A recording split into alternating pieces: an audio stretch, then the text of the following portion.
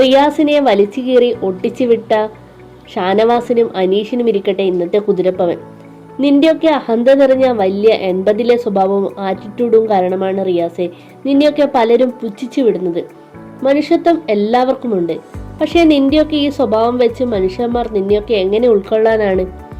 നീ വരുന്നതിന് മുന്നേ ആദില, നൂറ, നെവിൻ ഇവരൊക്കെ പ്രേക്ഷകർ വളരെ റെസ്പെക്റ്റോടെ സപ്പോർട്ട് ചെയ്തിരുന്നു.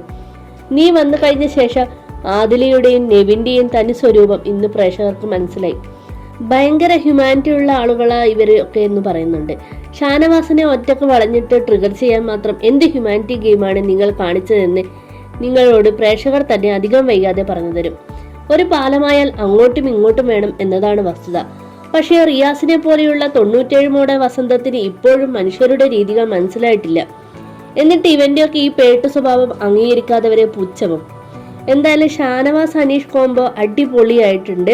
ഷാനവാസ് അനീഷും കൂടി നന്നായിട്ട് തന്നെ ഊക്കി റിയാസിനെ പുറത്താക്കിയിട്ടുണ്ട്. ഇതിനെപ്പറ്റി എന്താണ് നിങ്ങളുടെ അഭിപ്രായം എന്ന് കമന്റ് ബോക്സിൽ രേഖപ്പെടുത്തൂ. വീഡിയോ ഇഷ്ടമായ ചാനൽ സബ്സ്ക്രൈബ് ചെയ്യാൻ മറക്കരുതേ.